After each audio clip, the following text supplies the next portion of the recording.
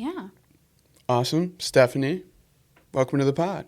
Thanks for having me on, Tyler. Yeah. Appreciate this. Here to talk about Strong Towns Athens. Yes. So this is, I can't say it's a new organization because we started up in October. We rebooted what had previously been Curbside Conversation, which has been around for a few years, run by Rob Delich. And then we rebooted it in October along with the, I can't do that. University Planning Society. We rebooted it as Strong Towns Athens and have been going ever since. Yeah, and so like Strong Towns, I don't want to say it's like a national organization, but it's like there are strong towns everywhere, right? It's like it's not special to, I don't want to say it's not special to Athens is a branch of something that is the same movement. And I really like the pillars, right? Like, can you revisit the 4 pillars of Strong Towns? So Strong Towns has, these 4 things to keep in mind at all times, like their 4-step plan. So first is take a walk around your neighborhood and humbly observe where people are struggling. And the second one is think about what you can do to fix it, like the simplest thing you can do. And step 3 is do it right now. Don't wait. Do it today. And step 4 is repeat. Yeah, that's so beautiful. Yeah, it's all about looking at your community and deciding what can we do as a group to make this better and then doing it. Yeah. This is not a debate club. This is not a talking club. This is not just an educational Be about thing. it. Yeah. It's a doing place. Yeah. That's really awesome. How did you get involved, or like what? Yeah. How did you find out about this? Like, why is this important to you to be involved in? That's a very long one that when we talked before, I was struggling with my elevator pitch, and I still am. That's okay, man. I think the short answer is if I can't walk around my city, I just feel trapped. I need to be able to get out of my house and go places and see people and feel a part of things. And when I can't, I get real antsy and feel trapped and feel isolated. And I think that's not unusual. Yeah. I think that's actually, even if it's 50% of people, it's still a lot of people. And it wouldn't surprise me if it was more. And so I grew up in Athens. Mm-hmm. And I left, went and lived in Japan for a few years, came back, and was feeling, antsy and a little unhappy with it. And what I decided was I needed to either leave or I need to fix the things that upset me. Mm. And I couldn't leave. So I said, well, what can I do? Which you'll notice is the first step of the Strong Towns 4 steps. Yeah. And at that time, my dad was really into Strong Towns. And he kept sending me articles. But they were kind of at the periphery of my life. And I was like, oh, these are interesting articles. But I didn't really think about it more than that. Yeah. But what I didn't really realize is that I'd already started doing all the things asked to do. I was already picking up litter. And then I saw an article where they had mapped all the parking lots in some big cities. And, of course, if you've seen those maps, they're shocking because there are these downtowns of places like Cleveland and Columbus and San Antonio and all these very big cities, and there's something like 70% parking lots. Like the like floor space of the geographic of downtown? Yeah. That's fucking crazy. 70%? Wow. Yeah. Those are definitely the worst case scenarios, but it's not unusual. Like even 50 is crazy. I mean, Really anything above like 20 is nuts. Yeah.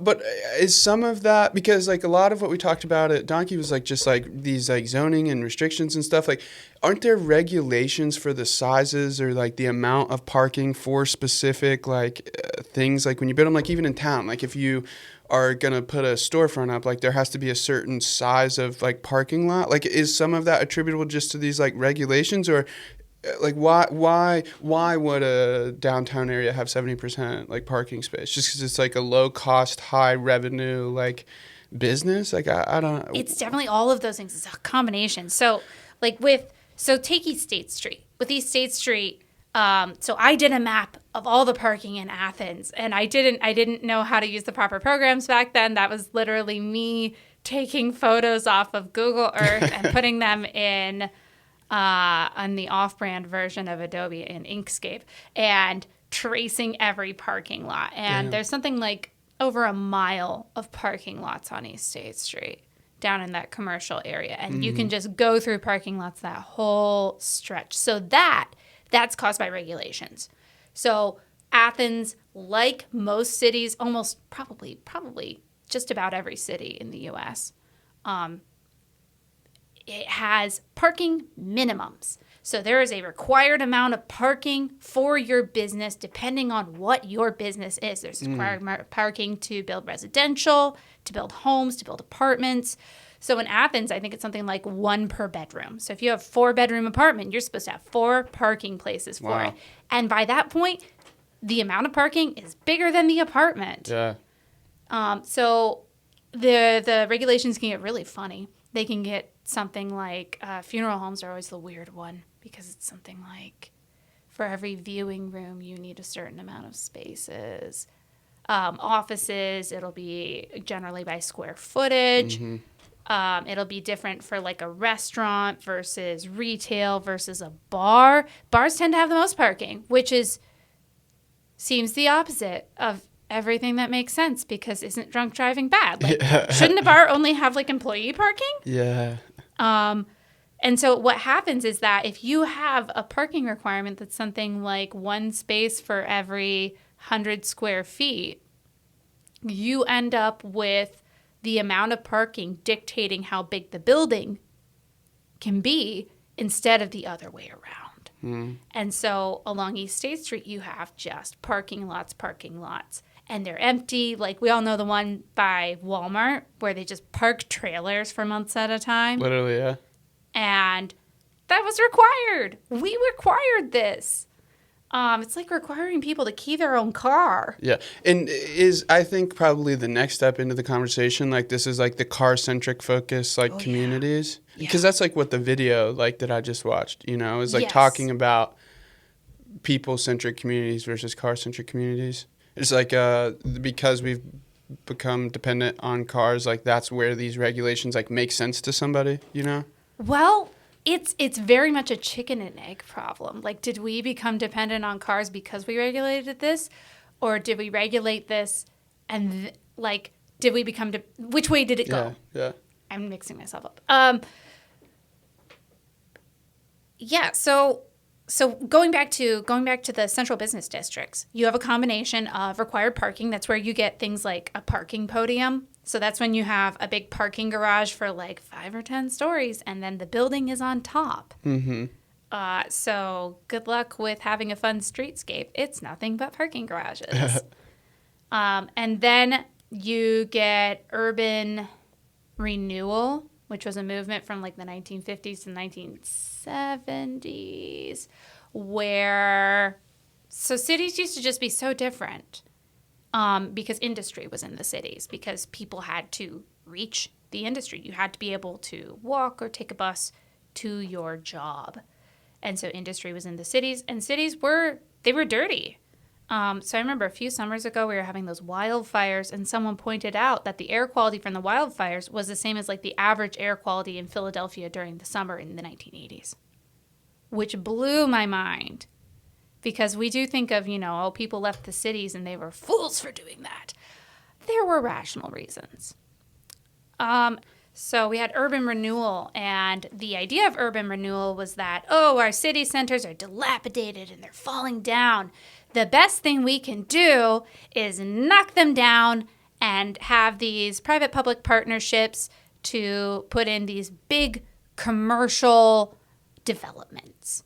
And so that's what a lot of cities did. They literally took their downtowns that look like Athens is now, that look like, the short north up in Columbus, and they knocked them down to the ground. We have the photographs. They put highways through them.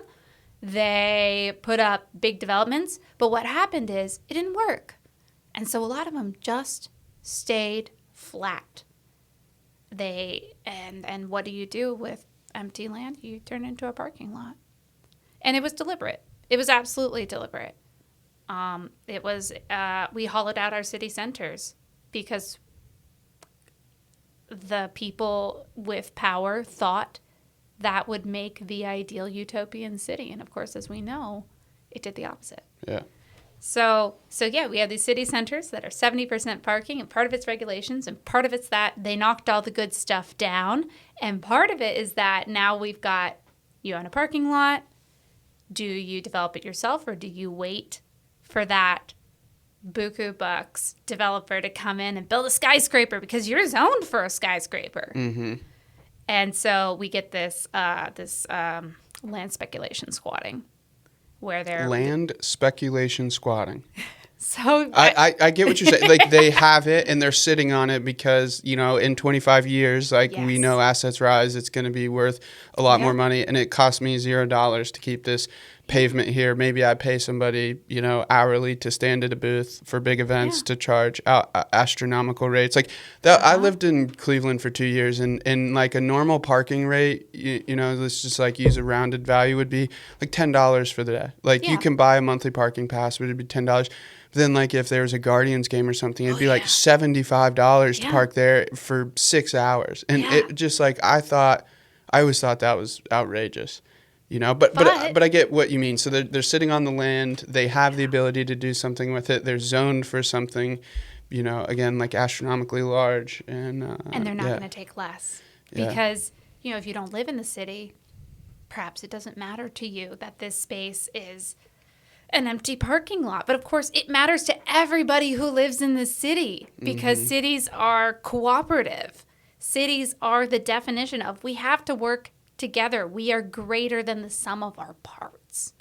And I think a lot of strong towns is realizing we are the city. We are not customers of the city. Yeah, I really like that perspective when we talked earlier. Like, it is not the city of Athens' city. Like, it is ours that we live in, and they are stewards of it.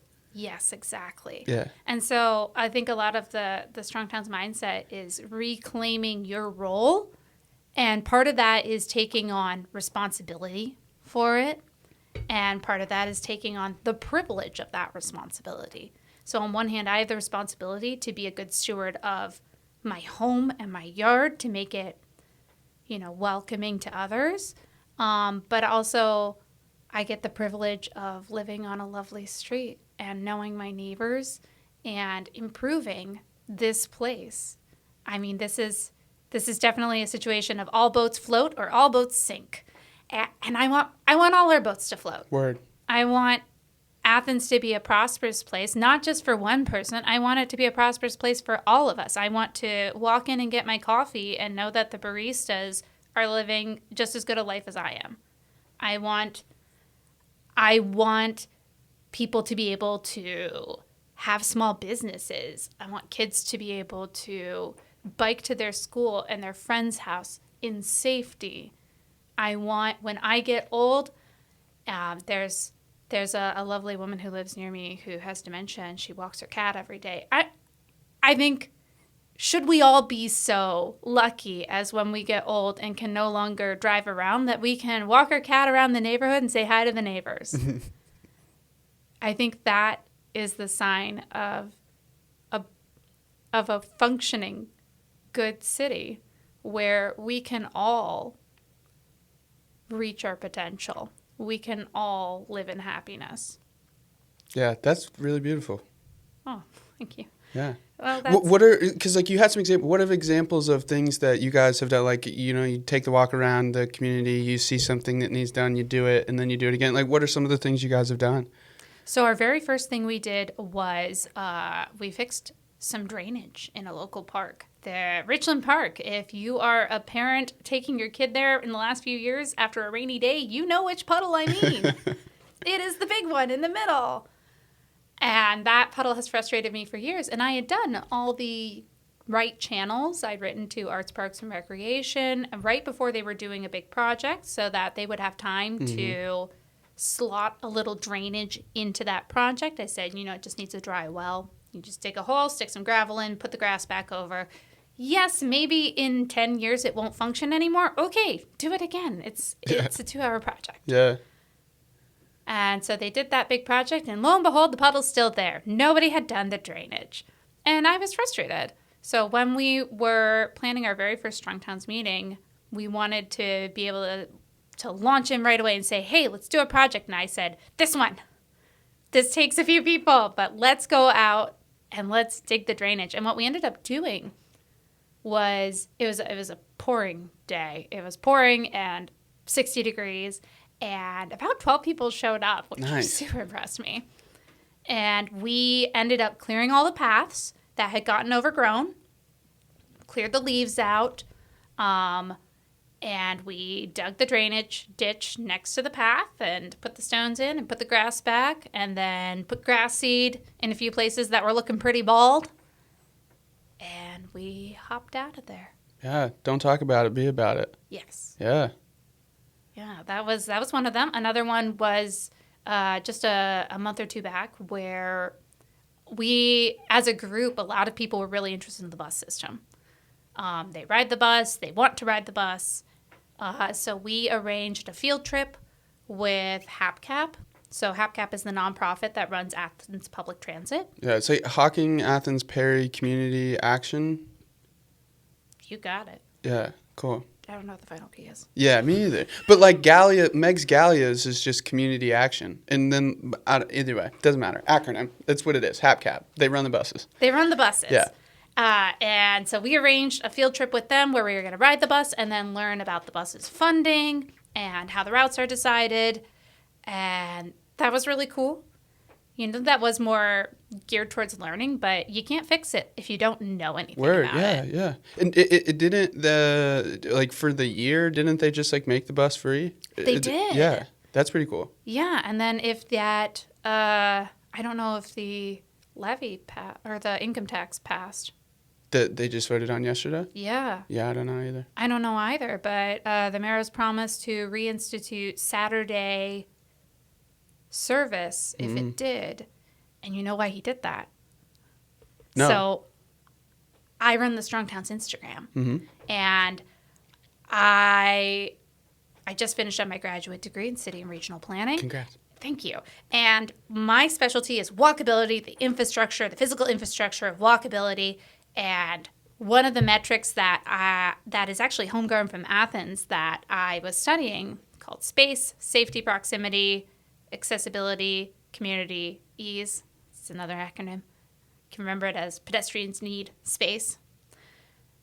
And I was using that acronym to rate different places in Athens for their walkability. And one of the things I rated was the farmer's market. And I mentioned in proximity that, yeah, it's near some housing, it's near businesses, but there's no transport. Like, if you have a car, great. If you have a bike, great. But if you rely on the bus, you're not getting there because they're only on Saturdays, and there's no bus on Saturdays. Well, Athens Farmer Market commented and said, hey, this has got us really thinking about things. Shout out. We started talking in our last meeting about this, and I said, well, have you talked to HAPCAP's mobility coordinator? He said, well, no, but we're going to now. And then pretty soon I see on their Instagram a picture of Benzif, the mobility coordinator, at their meeting. How cool. And so then he talked, behind the scenes. And next thing I know, the mayor's promising Saturday service. And I, whether it goes through or not, whether the income tax goes through or not, I think that was pretty cool. Yeah, I mean, like just immediate action. That's what's up. Yeah. Yeah. And I mean, it has to do with Athens putting in money and then getting a grant from the state to match that for the operating costs. But yeah. If it happens, that would be amazing. Yeah. Well, even just starting the conversation of like identifying that issue of like, hey, the farmers market is important. We would love for the communities to support it. How do you get there? And, because if you're not taking the bus, like even if you're trying to walk just from anywhere uptown, like you're hooking that bike path for like, I mean, that's a haul, Yes, it is. That's a haul. Yeah. Yeah. So I like to think of Strong Towns as someplace that like, if you have a burning issue in your heart that you've noticed, don't think that everybody has. They might not have, or the people with power might not have. And I would love if we could be a little bit of an incubator to point you in the right direction. Yeah. You know, if you're burning questions about buses, we know who to talk to. If it's about sidewalks, if it's about housing, you know, we can get you started in the right direction and support you on the way. Yeah. So we have one of our new members of the leadership team, Shelby Elzinga, worked with Rob and HalfCap to apply for a grant from, I think, the Athens County Foundation. Ooh, don't quote me on that. For they wanted things that bring the community together. And so they had the idea of how about building some benches to put at the bus stops in Nelsonville.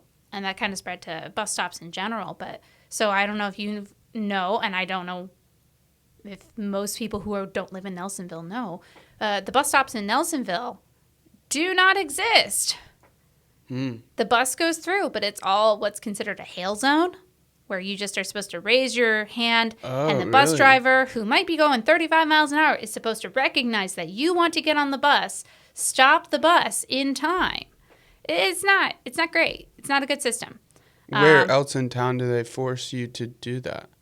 Well, I wouldn't say force, but where else is that your only, ability to get on the bus? Is anything else in Athens like that? No. It's just Nelsonville. So there are hail zones other places, but they have designated stops. As well, yeah. Yeah, where there's a sign at least, so you know the bus stops here, you're at the right place. Nelsonville has no signs. It's just a hail zone, which, you know, if there's construction, the bus is off the path, that the hail zone suddenly doesn't work. It really only works something like Columbus Road, where you cannot leave that path. You must be on that path. And so the idea of putting some benches down and saying, hey, the bus stop is here, came from some conversations at Strong Towns. Nice. Yeah, so, I mean, anything to do with cities and government is the long haul. You know, as much as it's fun to go out to a park and fix the drainage problem immediately, and I do love doing that, the most powerful things we can do take time. Yeah. And so it's got to be a both thing. Yeah. Where I mean, it makes sense that it takes time. And a thing that I really, the perspective I appreciate the most is like the bottom up. It's like we, the people, have to care about this enough to foster the conversation about it, to do something about it. You know, I would agree, like the people employed by the city, like it is quite literally their job. But it is, you know, again, back to the perspective of like it's our community that they take care of, not the other way around, you know? So just all of that. It's really empowering to not depend on somebody else to, like, initiate or take action on the things that you want done. You know, like it's very powerless to be like, oh, well, they have to be the ones to do it, you know, which is the exact opposite of what I get from Strong Town. So that's what I really, I fuck with that. Yeah, it can be an uphill battle. It can be really discouraging sometimes. Because whether we see it this way, you have to have a conversation to make real progress. And having a conversation means the city has to talk back. So this weekend, I was having a conversation with the West Side representative, Megan Almeida. West Side representative? At the city legislature. Okay. Yeah. So she's a city councilor, and we were talking about 2 roads on the west side, 2nd Street and Central Avenue, which, if you don't know them, those are kind of the main streets, and they are cut-throughs. And they are cut-throughs because of how they are designated in the system of roads. See, I feel like I love that I can have explanations for these things that have always made me wonder, why does everyone cut through here? Because we've designated it as the cut-through street. When you say like designated the cut-through street, what do you mean by that? So there are 3 levels of streets in the American system. We have arterials, collectors, and locals. And I read a whole book about this last summer so that you don't have to, because it was not a well-written book. Interesting, but not well-written. Arterials are the big main, like an artery in your body. They're supposed to carry lots of cars, lots of speed, be very busy. And so I dug into the Federal Highway Administration's definition of an arterial, going, okay, but how do they decide which one's going to be an arterial street? And so they decide it's going to be an arterial. They look at the volume of cars, and then they say, okay, we're going to make this one really wide. Or they make it really wide, and then they get a lot of cars, and they go, oh, yeah, that's because it's an arterial. It's circular. There is no real definition. The There's means justify the ends. Yeah, there's no threshold. There's no, like, if it gets 8,000 trips a day. None of that. It's an arterial because it's an arterial. A collector is your next step down. It's supposed to, like, collect the cars from all the local streets and then funnel them to the arterial street. And a local, of course, is just supposed to be for local traffic only. The problem with this definition is that it seems to rely on thinking that people want to go places for the sake of moving around. Like they're just joyriding around the streets. And not that people are going places. Because if you really want to think about why do we go places, to get there. So we have two things that streets need to do. They need to do transport and they need to do access. So they need to do transport. That's the going places. That's the driving along or biking along. And then access is when you stop somewhere and you go into the shop or your friend's house or your church or wherever. And so you can here and there, we've got an opposite. We've got transit streets being go and access being stop. And so you have to look at it as a street that is better for transit is worse for access. And a street that's better for access is worse for transit because you have a go street and a stop street. And you can't have them at the same time. Then you get a stop and go street, which of course is what we have in places like East 8th Street, where we've said this is a stop street. You can stop at Kruger. You can stop at Save-A-Lot. And it's a go street. We've given it 5 lanes. And we've funneled huge amounts of cars onto this because it's an arterial. And does it function? Not particularly well. I can't think of anybody who loves driving on East 8th Street or walking along it or biking on it. And so we have these definitions that don't suit our actual needs from these streets. And that's where you get streets like 2nd Street and Central Avenue on the west side that are cut-throughs. They are collectors, so you can't calm them the way that you would a local street. They are designated routes for things like ambulances. And there are residential streets. There is no commercial along either of those streets. So they're purely access streets in that way. But we're using them as transit streets. And they weren't built to be transit streets. And so my conversation with the city councilor was about how do we accommodate both these needs on these streets? How do we make it both a stop street and a go street? The answer is you kind of don't. But the next best answer is you make it a go calmly street. Define that. You're not putting the hammer down. You're not racing from stop sign to stop sign, because a lot of the people using that street, because it's an access street, are people getting out of their cars, pedestrians, people walking, people using their yards. So by definition, you've got a lot of stop activity no matter what. And so the only way you can mix that with cars is if those cars are going real slow. It's like tons of signs, children at play, pedestrian crossing, like... well, signs won't do anything. So, okay. Signs, What will? People know. People know better. Yeah, you're right. They ignore these signs. The only way that a sign is helpful is if it's unexpected or if it does the psychological trick. Which is what? So have you ever seen a stop sign that's gigantic? Like you're getting off a highway and you're like, why is this stop sign so big? I don't know. Maybe, yeah. I think they have one on the way to Hocking Hills. It's a psychological trick to make you slow down faster because you're like, oh my gosh, it's coming towards me so fast. And then you really put the brakes on. No, the stop sign is just twice the normal size of a stop sign. So that's when a sign can be real useful. But the sign of a poorly designed street is that it needs tons of signs.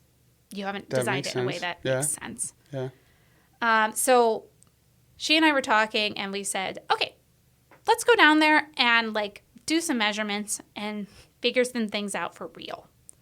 So we went down there, and on the way, because it was move-out weekend, someone had out a couple traffic cones, and I snagged them because I love a traffic cone. Hey, we all have our hobbies. And we were watching the corner of 2nd and Central, and we were watching the cars really cut around that corner. I saw this online. Yeah. Yeah. Yep. And there were a bunch of near accidents just watching for 10 minutes. For sure. Like you're coming down the hill, like hooking that left. Yeah. I've made that left a few times. Yeah, because it's such a weird intersection where you stop so far back. By the time you make the turn, you've got some speed. And you have no visibility because there's a house right there. So people will cut in thinking that they have the entire width of the street. And nope, there's someone waiting there at the stop sign. So they'll pull over real quick. Lots of near misses. Mm-hmm. And then, once you've gotten to that mindset of, oh, I'm stopping and going, now you're frustrated. And now you're hammering it to get to the next stop sign. It was not great. So we had 2 cones. I said, well, it's probably pretty easy to fix this. All you have to do is make sure that people aren't cutting the corner and they're turning in a more right angle so that they can see what's coming and they don't interfere with each other. Because right now, people turning left onto Central are interfering with the people turning right from Central to 2nd. So we put 2 cones out. And it worked. I videoed it. It worked beautifully. And we stood there for probably 20 minutes monitoring how it went. And then the cops came. Somebody called the cops on us for putting out 2 cones. Somebody looked at us putting out 2 cones and calming the traffic and decided that they didn't like it. They didn't like what we were doing. Were we doing something illegal? No. You're not allowed to obstruct traffic, but we weren't doing that. And also, who was doing something illegal? All the cars rolling through the stop sign. But who did the cops come talk to? Us. Yeah. I also, when you made that post, right, you were like, what was the, you don't have to have permission to make it dangerous, but you have to have permission to make it safer. Yeah. That made a lot of sense to me. Yeah. So I asked the police officer. Were they rude and shit to you? Did they just ask you to move the cones and stuff? They just asked us to move the cones. Yeah. Honestly, they didn't seem super into it, but they were like, guys. Yeah, just God, I have to deal with this. Yeah. No, I mean, that's the thing. Police, it's all about enforcing things, not about making the laws. Fair enough. Yeah. And so I said, well, how do I get to do this? And legally, he said, so that you don't have to get the cones taken? Yeah. Yeah, so he said, well, you need to talk to the city service safety director, who's Andy Stone. And I said, oh, and is there a program for doing this? And he said, well, you got to talk to him.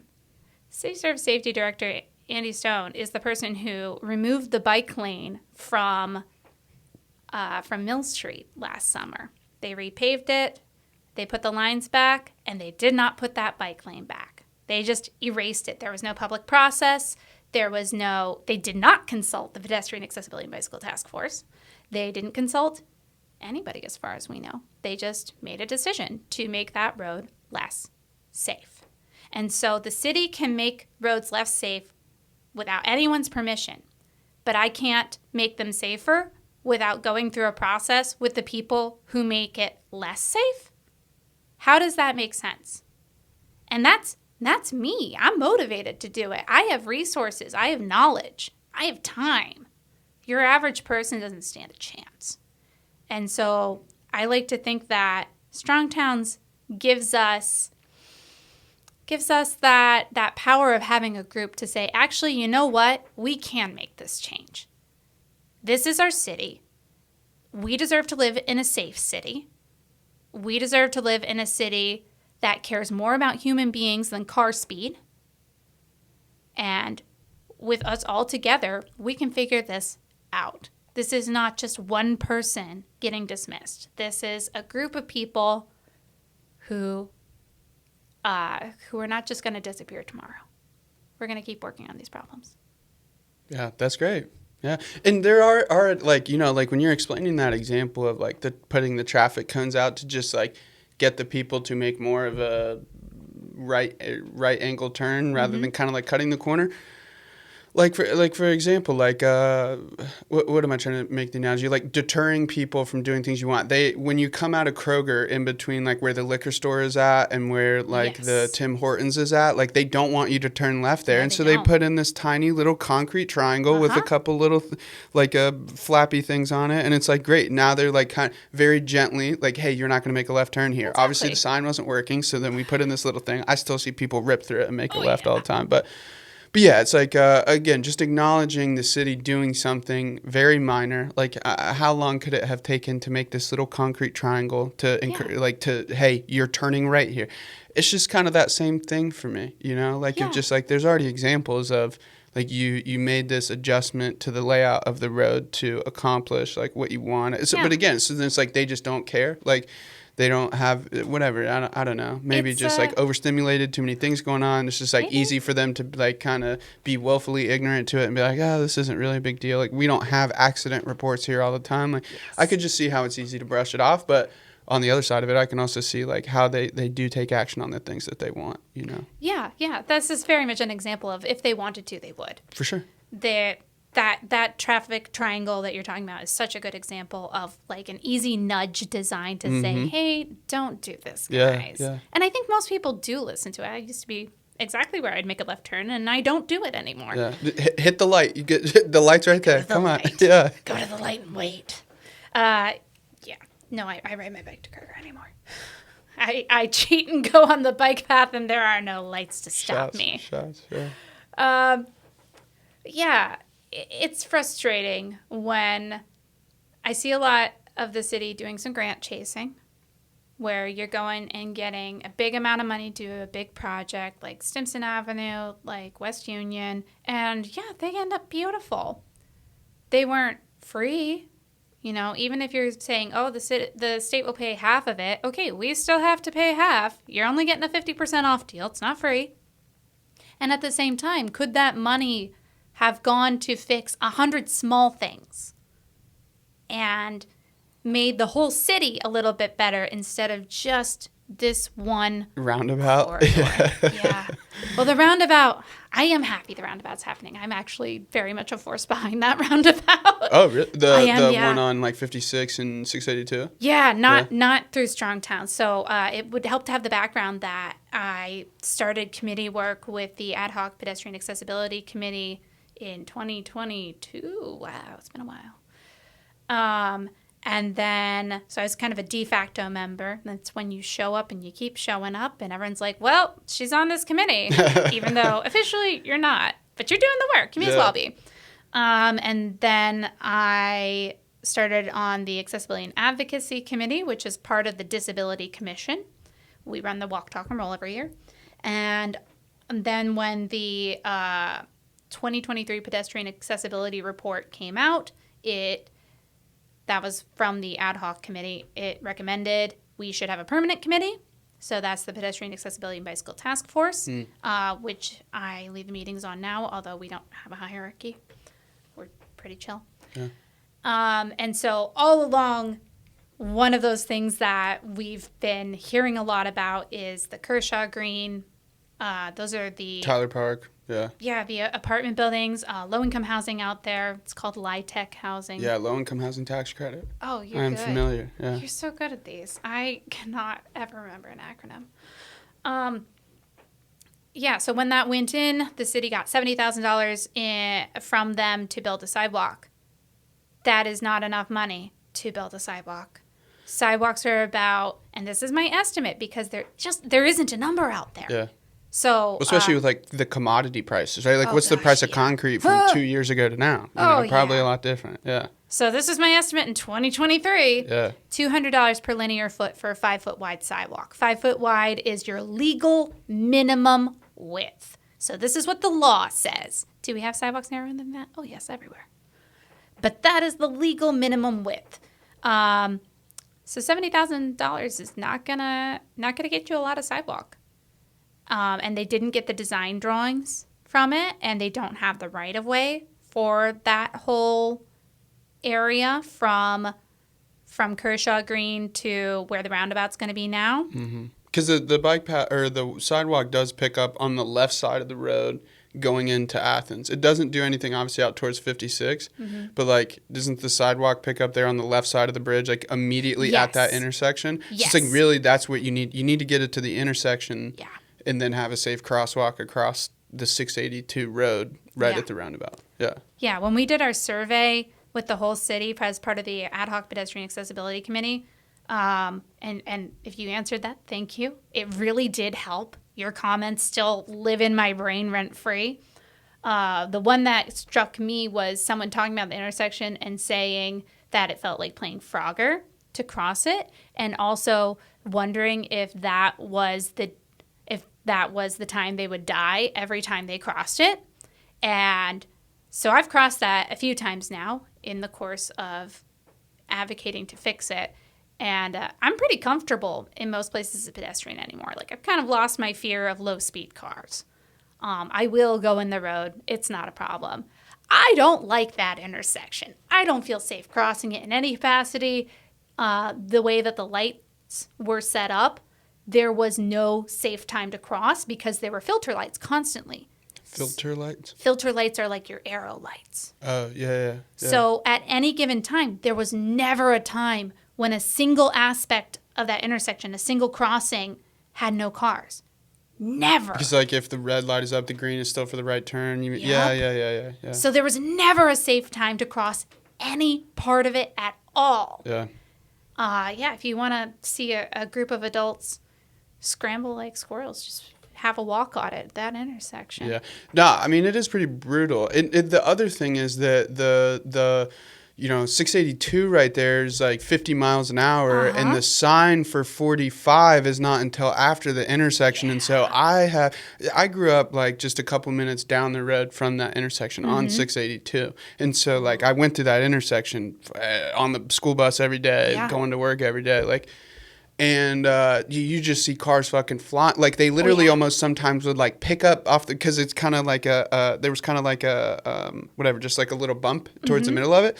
And for sure, so like cars are booking it from 682 through that intersection. Like if it's, if you're just hitting a green light and like I've literally, and just like you'll be driving and then you'll see people kind of like slam on the brakes when they see the 45 because everybody's pushing that speed limit 5 miles an hour because God damn it, I need to get there 2 minutes sooner. Yep. So it's like, 5 you're fine, 10 you're mine. I hate that saying.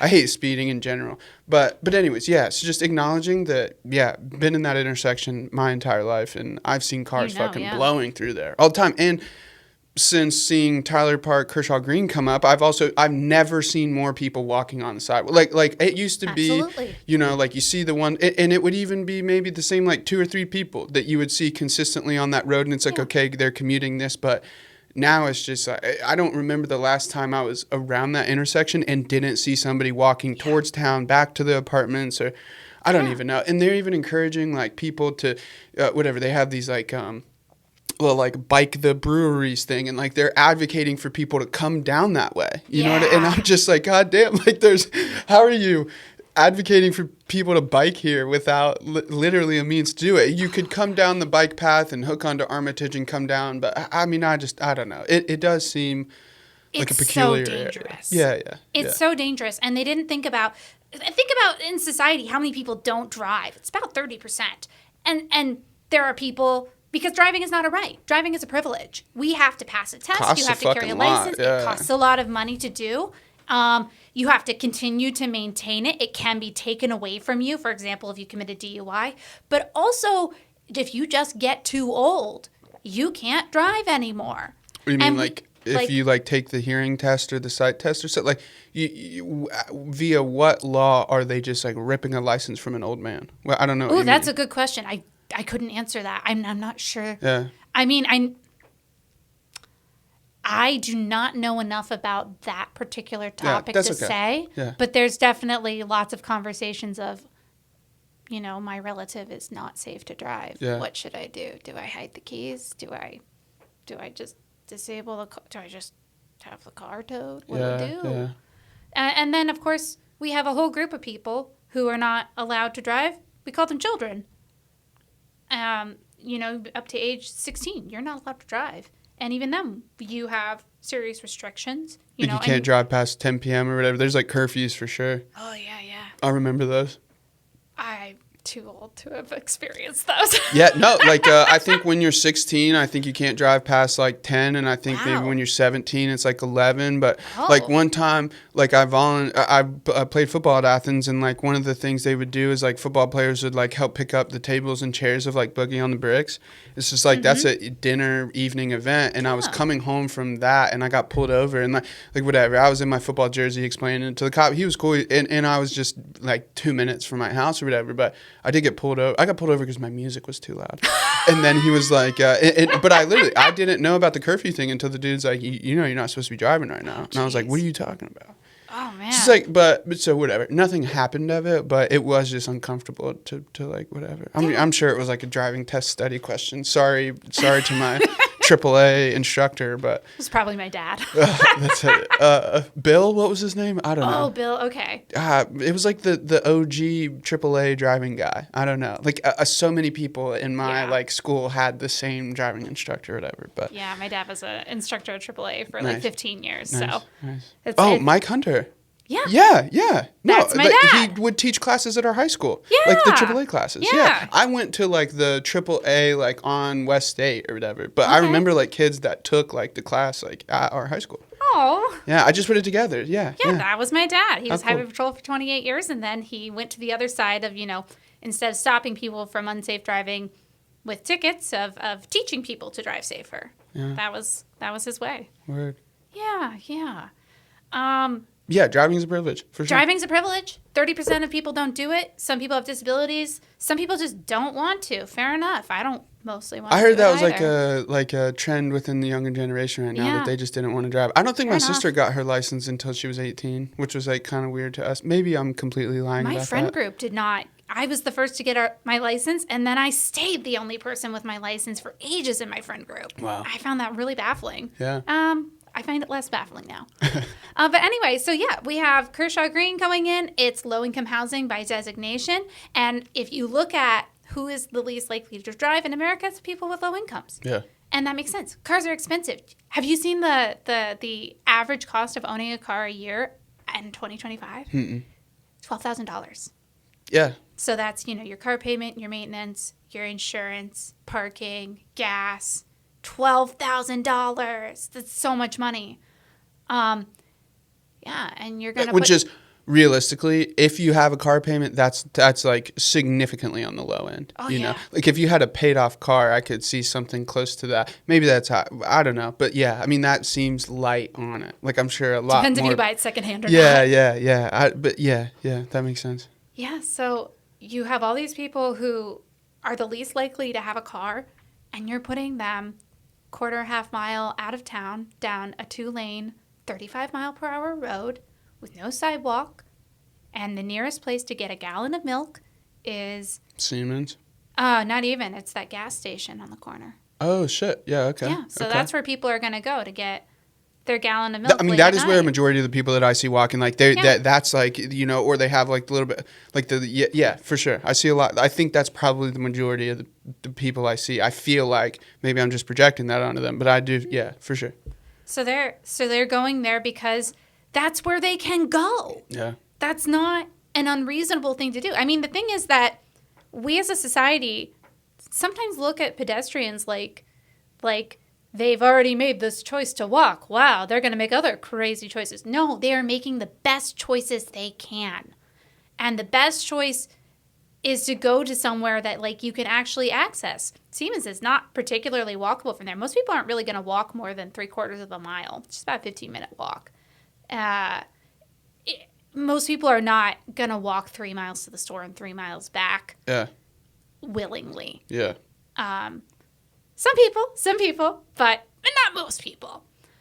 They're making the best choice they can when they choose to walk to that convenience store. And instead of saying, hey, people are going to do this by design, that's normal human behavior, we did nothing. And we left it so dangerous. So that's part of why I was part of the push to get that roundabout in. Roundabouts are a lot safer for pedestrians because you're only dealing with one lane of traffic at a time. Yeah.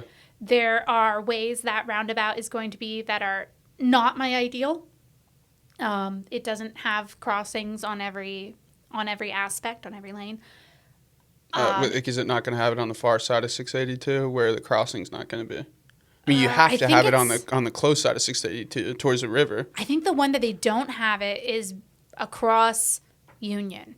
Like on the right side of the intersection coming from the plains? You mean like out towards 56, which is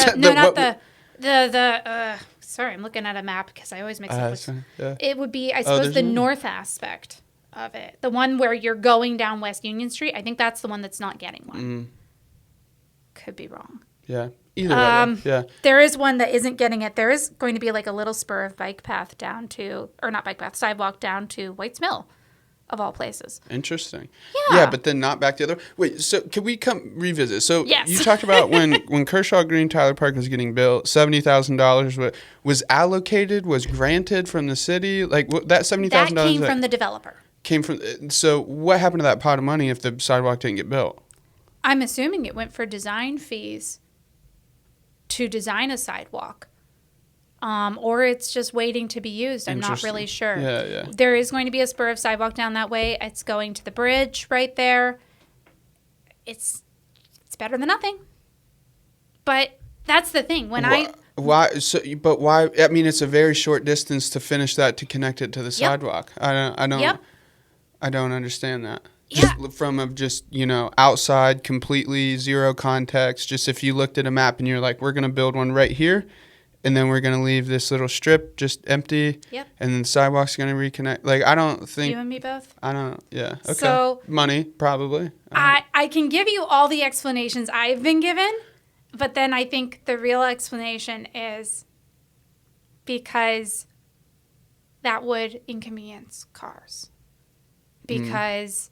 I mean, the easiest way that you could... Like, if you build it across the bridge, it's very expensive, I'm sure, to widen the bridge for the sidewalk. And so then you're... Well, keep in mind, the easiest way to build anything is not to change the existing pavement. It's just to make it safe for pedestrians. So the thing I've been saying this whole time is if you want to make a pedestrian path out to there as easy as you can, get some concrete parking logs. Those are the things that when you're parking in a parking lot, there's like a big lump of concrete. End cap. Yeah, the end cap. Yeah. That's a parking log. They're like $50 each. Get a bunch of those. Anchor them into the pavement. Congrats. You have a protected sidewalk. But it wouldn't look pretty. Yeah. And it would look makeshift. And it would be. It would be makeshift. But it would also serve the purpose that we're after. Like, come on now. Yeah. Instead of chasing after the prettiest, most polished, magazine-worthy thing, it's okay to say, yeah, it's a little makeshift. It's a little amateur. I don't know about you. I don't live in the city professionally. It's okay to me if stuff looks a little amateur. Yeah, well, not only that, like, do that first, make the utility of it important, and then now, like, oh, wait, so you agree with me that we should have a nice old sidewalk in here? It sounds like we're on the same page. Great, now let's do it. Yeah. But instead, we're not. We're not doing that. Yeah. Well, part of that is, so here's a real insidious one, the clear zone. Have you heard of the clear zone? I'm not familiar. No. All right, the clear zone is a concept that comes from highway design. And it makes a lot of sense in highway design. So think of it, you're going along 33 and ODOT has come along and made it look like a tornado past all the trees, just hacking them off so that there's a huge amount of space between the road and those trees. And what is the clear zone? So the clear zone is if you go off the road, you have a safe place to like slow to a stop without dying because you hit a tree. Okay, that makes a lot of sense for highways when we're going 70 miles an hour when there's huge amounts of traffic. Yeah. The problem is that we have taken this concept that is a highway concept and we have translated it to all roads. You can see it on Stimson Avenue. So if you get out of your car on Stimson Avenue, you'll look at the bases of the lampposts and you'll see they have 4 bolts. They are not embedded in the concrete. Instead, the poles have 4 bolts holding them to the sidewalk. Those are breakaway bolts. So if I'm driving in my car and I've decided to speed at 50 miles an hour for reasons of my own, and I hit that lamp post, instead of the lamp post not yielding, which of course is a big problem for the driver, it's going to fall. And that's what those breakaway bolts do, is they let it fall. Well, where does it fall? It falls on the sidewalk. We've just taken a place where people are supposed to walk and be safe and turned it into car safety land.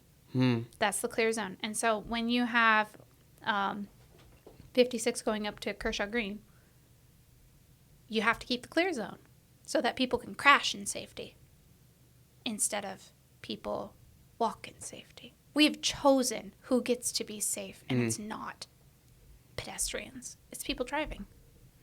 And that is really insidious. To play the devil's advocate, though, like, would there... would they... I mean, just, like, more people are driving than walking. Like, let's do the best good possible. Like, I mean... But why are more people driving than walking in any given space? We love walking. Because we spread everything out. So that, back to the car-centric thing. Yeah. We've made it that way. That is which a is choice. Because, one really interesting thing I liked hearing from you was about all this, like, zoning stuff. And is zoning a part of the... Well, zoning is a part of the issue of everything being spread out and like in a car-centric thing. Right? Yeah, so zoning, if you're not familiar with the concept of zoning is a legal code in which we separate how we build and use buildings in our city. And so this goes back to the 1920s, Ambler versus the city of Euclid. So this comes from Euclid, Ohio. We have Euclidean zoning from that. Thank you, Euclid. Euclid's like up by Cleveland? Up by Cleveland, yeah. I'm not sure that Euclidean zoning actually worked out for Euclid, that's a shame anyway. So the idea of Euclidean zoning is that we're going to separate places by use. We're going to have 3 main categories: commercial, residential, and industrial. And we're going to separate them. And on the surface, that sounds pretty good. Like, I don't want to live next to the battery factory. Word, yeah. But there are a lot of noxious uses that are not in those categories, like highways. Highways a noxious use. That's not in any of those 3 things. Sewage treatment plant, not actually industrial. I don't know about you, but I don't... Which is like, isn't there a sewage treatment center right on State Street? Like when you pull on, and then there's like across State Street is our houses? Yeah. I mean, if you ride the bike path, you go right past it, and they'll be like, oh yeah, right by the sewage treatment plant. And then you have to remember that they put the bike path right next to the sewage treatment plant. Yeah. Like, great. Thanks, everybody. So zoning is this concept of separating uses, and it goes further than that. So why Euclid had this big landmark case with the Supreme Court was that Euclid went beyond use to say you have to do these other things with your property to fit into our zoning. So they had like 6 different categories of residential zoning. I can hear my law professor being so proud of me right now. And they had things like area coverage, like how much of the lot are you allowed to cover? How big is the house? So, for example, if you mandate that lots cannot be smaller than an acre, houses cannot be smaller than 2,000 square feet, you are only going to get a certain income of people living in that place. Yep. So it's legalized segregation. That's fucking crazy. It is. And we still have it. We still use it. The city of Athens and every other city out there. It's not our unique sin. Because another distinction here is that like for the example of like it has to be whatever an acre lot or like 2,000 square feet. Like that's not that 2,000 square feet can't be a duplex, right? No, like it has to be a duplex. single use home. Single use, single family home. So in Athens, we have actually really simple zoning where we have 3 categories of residential. R, real easy to remember what it is. And it's pyramidal, which means that, so at the very top of the pyramid, picture the very top, we have R1, and you can build single-family houses in there. And that's it. And we only have one type of R1. Used to be a 25-foot setback. So that would be like from the right-of-way to the front of your house, there had to be 25 feet of space wasted. we have cut that down to 10 feet now, which is better. But like Athens by law has 50-foot right-of-ways everywhere. So the right-of-way comes up to my front porch. Wow. Yeah. So we have R1 at the very tip of the pyramid, and then below it is R2. R2 is duplexes. So if you are in R2, you can build a duplex, or you can build a single-family home. You can build R1 or R2. And then you go down to R3, which is everything else. So, you know, I suppose if you wanted to build a condo of skyscrapers, which you can't legally do in Athens, but if you wanted to, it would be R3.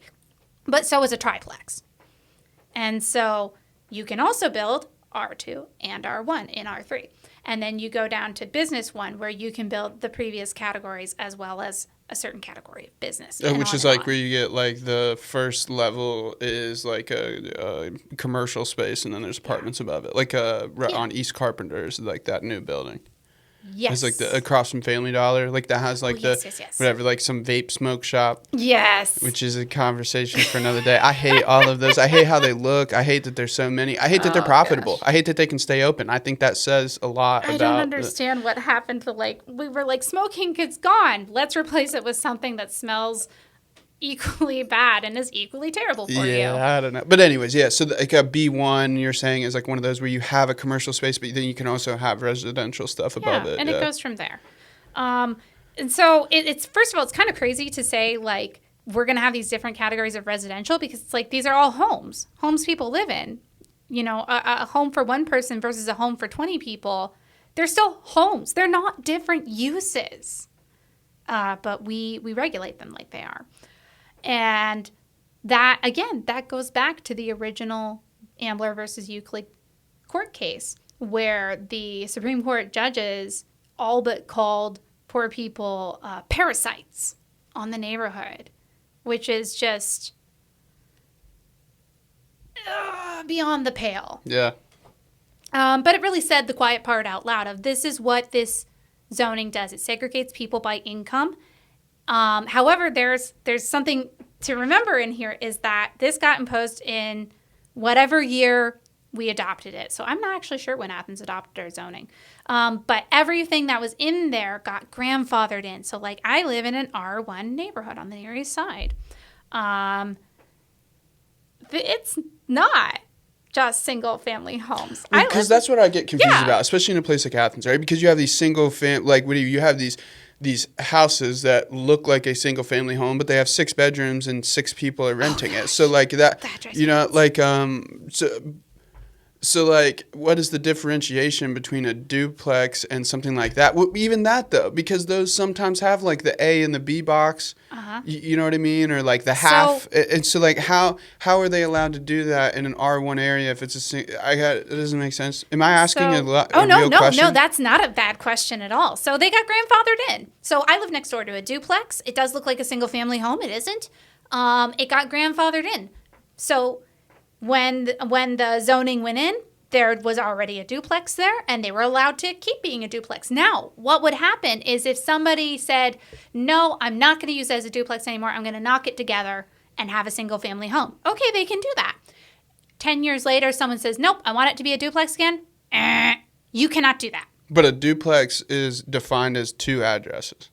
Like it's 2 units. Okay, so that's what I'm calling like a mailbox. A mailbox 2 per unit. So like yeah. if you have 1 mailbox and you're renting out 6 bedrooms, still a single use family home. Yeah. But if you had 6 mailboxes there, that would no longer be considered a single even though family it's unit. the same occupancy. Yeah. And which is just like ridiculous. whatever, loopholes. And it's just like at this point, what are we even doing? We're demanding people live in this subpar housing. Just let them live in separate units. Yeah. But that does definitely put the property taxes What does the city get out of upholding like those types of restraints? Good question. So that would go to, well, first of all, changing is a big process. There's just that. Mm-hmm. It's a big pain in the neck. But a lot of people are really invested in this.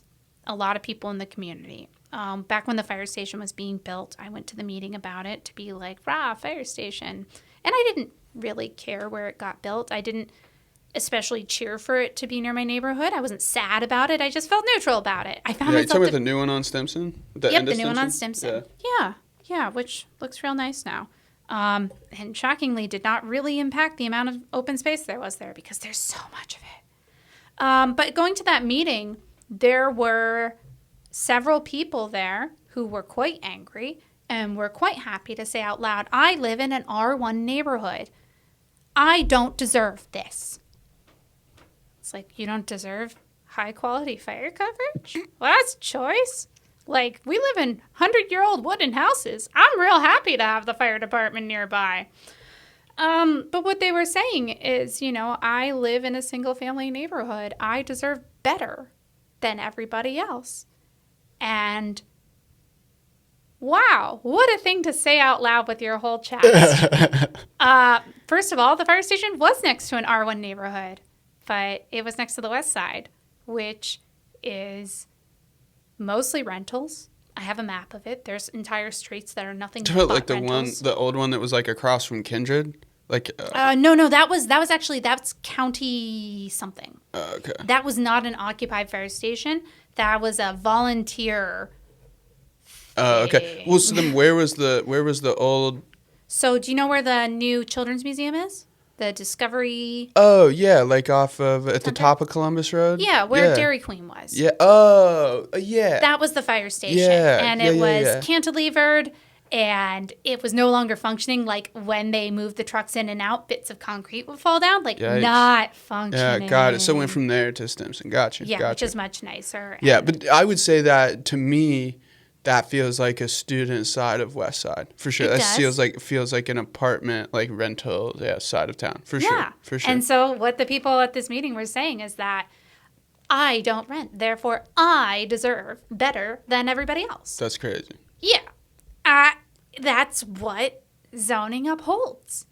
And if we try to change zoning in this town, people are going to fight tooth or nail because they have a status. Yeah.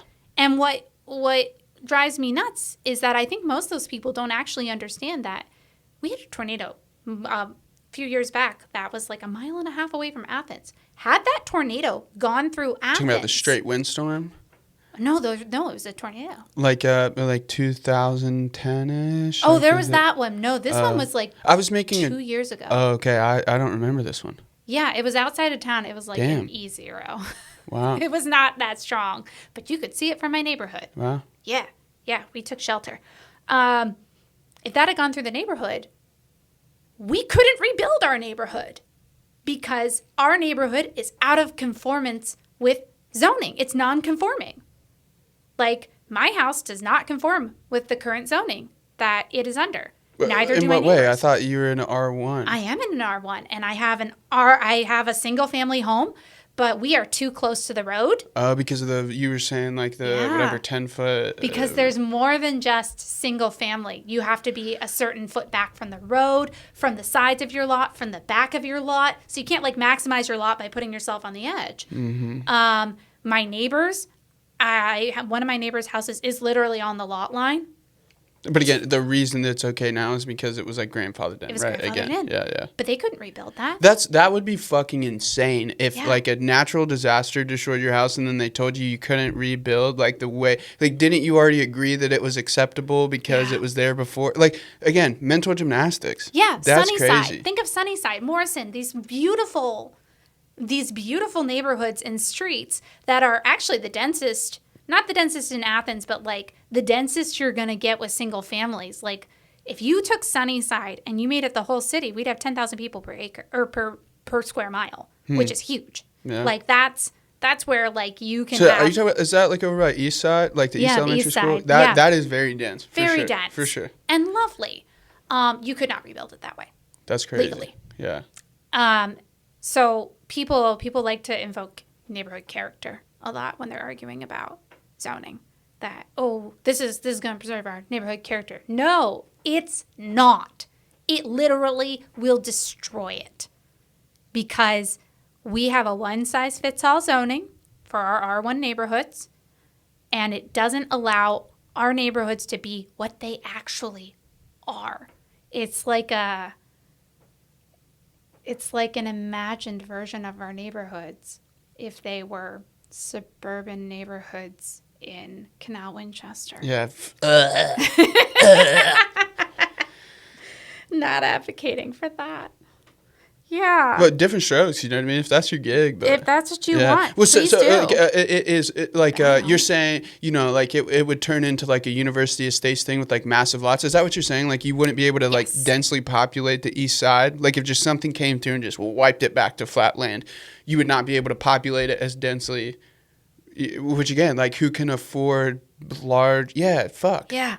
Yeah, and there's a lot of houses in the neighborhood. So like when we bought our house, it had been a rental for 50 years and not a cared for rental. Yeah. Like, nobody had loved this Athens, house. Ohio rental. Yeah. Yeah, someone had taken out a load bearing wall, and the upstairs was sinking. Damn. So we put a beam in place. We Nice. propped it back up, jacked up deal. the house a little Good bit. Was the house worth doing that for? No. You can set a ball on the floor and just watch it roll in several different directions. Like, it doesn't go a straight line. It goes on a curvy trail. Interesting. Yeah. Was that house worth saving? No. What we wanted to actually do is, like, rip it down and put up a duplex. But that's not legal.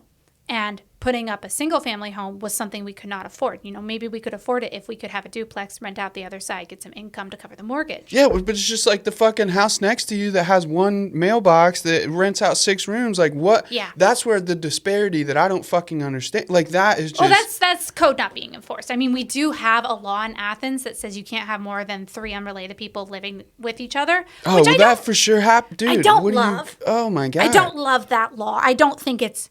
I mean, it's very much to suppress the student population. Yeah, I mean, like, look at the Mill Street houses are so big. Like, there are houses that there's 10 people living in one. Like, not like a multi-level, like, or just, like, it's very common for, like, 5 or 6 bedrooms in, like, a Mill or a Palmer, you know? Yeah. So I was doing some research on property taxes up on University Estates. University Estates, but also there was a block that bordered by like North High Street and West Washington, one of the blocks up there, like across from the middle school. Yeah.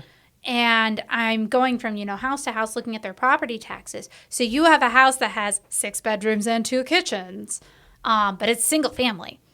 And then you look at the one next door that has 6 units. The property taxes for the 6-unit place are astronomical compared to the, quote, single family home. So we've incentivized keeping it as, quote, single family because we're charging a lot more tax for the denser one. Now, by unit, sure, by unit, that price is lower. But we subsidize single family homes in every part of our legal system. We subsidize them by lowering the value of land by saying all you can build on this is one house. Like any given plot of land, if you say you can build industrial or commercial on it, it's worth a lot more money. But if all you can build is single family, that's what that court case was about. Ambler wanted to build industrial. The city of Euclid said, nah, that's single family. And Ambler said, you are taking our profits away. We want to build industrial. And the Supreme Court said, nah, unless you had a deal on the table, too bad. That money didn't exist and you didn't lose it. Which, okay, but this is a way to make our cities worth less.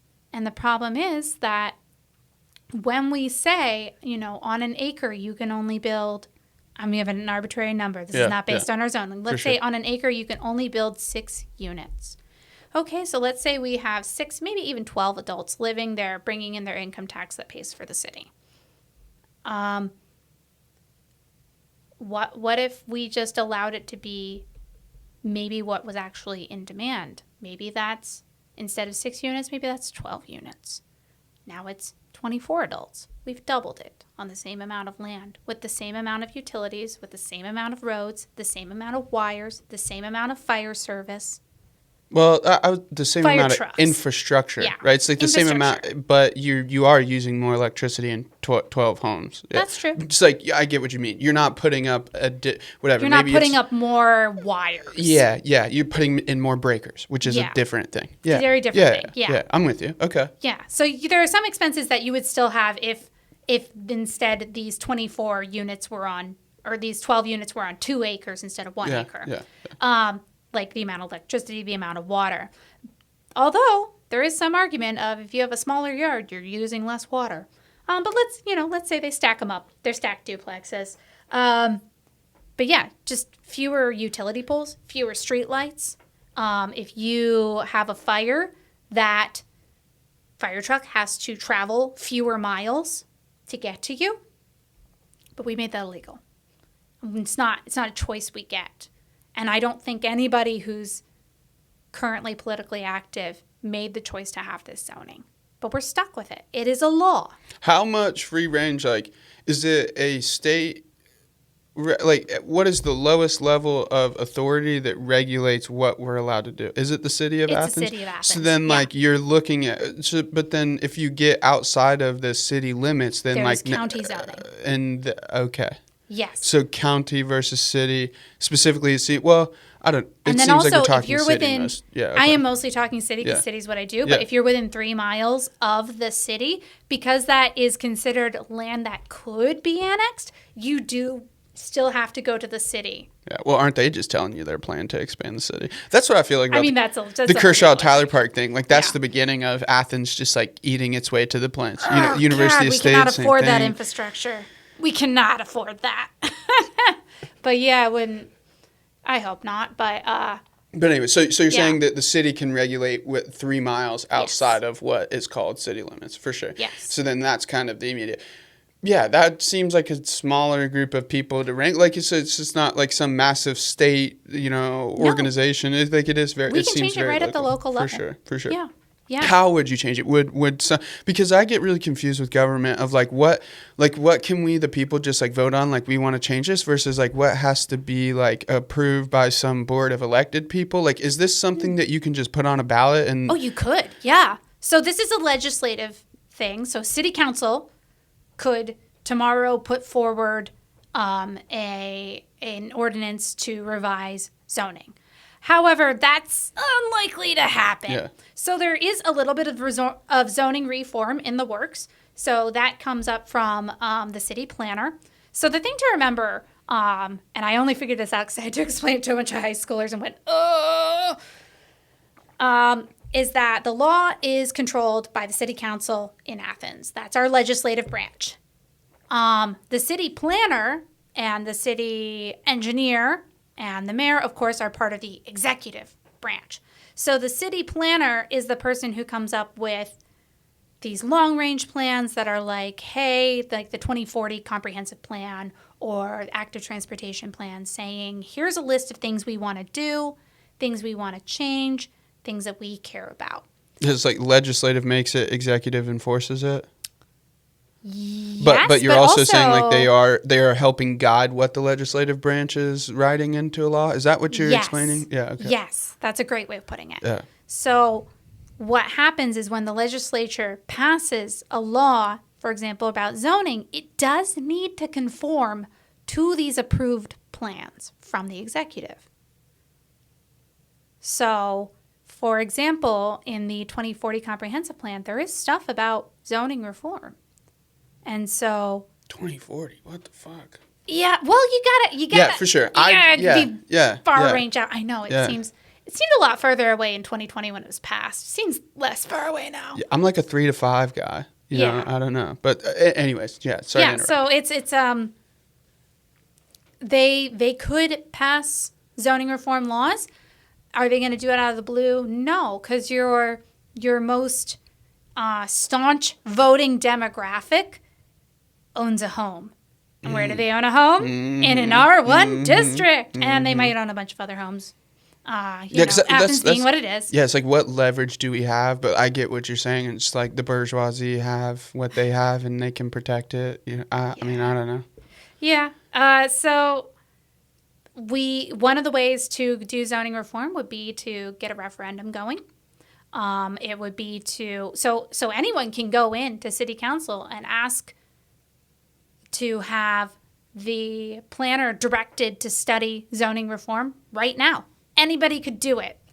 you might be hunted down in the streets after. What, but like, you could do it. When are those meetings? Where do they occur? Like City if somebody council? listening to this podcast wanted to pull up to that, Yeah. how do they do it? City council's every Monday, 7 o'clock in the city building. The city building is directly across from the parking garage, across this beautiful stamped concrete. It's like next to the church, right? Like that's It what's is. on the It's corner. next to the church with the red doors, Presbyterian Church. Shout. And you can just walk right in. It's on the 3rd floor. There's stairs on your left as you go in, or an elevator. And city council is open to the public. You can just take a seat and you can listen to the whole meeting. You can speak if you so want to. It is not a scary place. I was very nervous. 7 a.m. or p.m.? p.m. Yeah, of okay. course. I was like 7 a.m. is pretty early, but yeah, no, okay, cool. I mean, so Mondays at 7 p.m. is where you can hear from the legislative branch. Okay. Yep. The mayor is there. So they have sort of a conversation going throughout it. They alternate whether it's a committee night or regular session. What is the difference between those? So they've got 4 main committees as part of the legislature. They have, let's see if I remember them all. They have Transportation Committee. They have Planning and Development. Ooh, nope! I have failed this quiz. So there are 4 different there are 4 different committees, and, Yes, and what there you're are. explaining is like maybe they rotate which committee, or just maybe like a general meeting where there's not like a committee specific Yes. agenda. Yeah. Yes. Got it. Yeah, and so there might be presentations going on. It could be a developer presenting something. Mm-hmm. It could be like one of the other city committees doing like their yearly presentation, like accessibility and advocacy, saying, "Hey, here's what we've been up to." So you could hear a lot about what that committee's been doing. It could be just regular ordinances, and some of the ordinances are about things that you might not think of as needing an ordinance, like the secretary needs a pay rise of $3 an hour. That doesn't seem like it should be a legislative thing, but it is. Whereas you also do get heated ones like last year with the potential purchase of drones. So lots of people were in there feeling all sorts of things. The city wanted to purchase drones? Yes, for the police department to use in search and rescue. That was what it wrote on there, and the people of Athens said, "Oh, no, you don't." Yeah, good for them. No, you don't. And that got nixed. So that didn't happen. Yeah, word. Yeah. Got it. So lots happening over at the city building. 7 Yes. p.m. Mondays. Could pull through. Yeah. How many people come to that? Is it like Not a lot many. of the? Oh, really? No. I've been in there usually when it's packed, it's because some journalism students have been assigned to go there. Oh. Mostly it's like me, 3 other people who are also presenting, and like someone who just seemed to kind of wander in and be enjoying themselves. They also stream it online, so you can see that. If you don't want to go in, you can just watch online. Yeah. You can comment, but that doesn't do anything. Doesn't mean anything. Yeah. It's not a scary place. Cool. Yeah. That's our city council. I wish more people would go because that's what keeps an eye on things. I mean, so recently there was at the Mount Zion Church on the corner of Carpenter and Congress. You know, the one that's been under construction for a couple of years Mount now. Zion. Yeah. They need to put in an elevator to make it into a community center because the bathrooms are in the basement. You need people to be able to get to the bathroom no matter their ability. And so the elevator opened onto the street.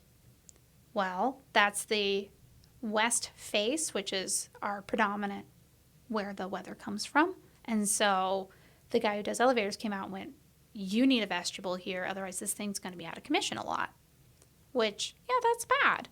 So then... This meaning like a small little enclosed area prior to the door. Yeah. Yeah, Okay, you I'm got with it exactly. Thank you. And so this came to the city council because that would be in the right-of-way. So the right-of-way is land that the city has designated for transportation. So that can be a road, that can be a sidewalk. It's not a sidewalk, but it can be a sidewalk. It could be a railroad. It's not a railroad. Anyway, this vestibule was going to go into the right-of-way, so they had to go ask permission from the legislative branch. So I'm listening to this going, wow, nobody talked to the sidewalk committee about things that are going to block the sidewalk. But So I sent this off to the Disability Commission saying, hey, you all should check this out. This is supposed to be an accessibility accommodation. Just make sure that this is all correct. Well, what they found was that there's a little road pullover right there that was not correct.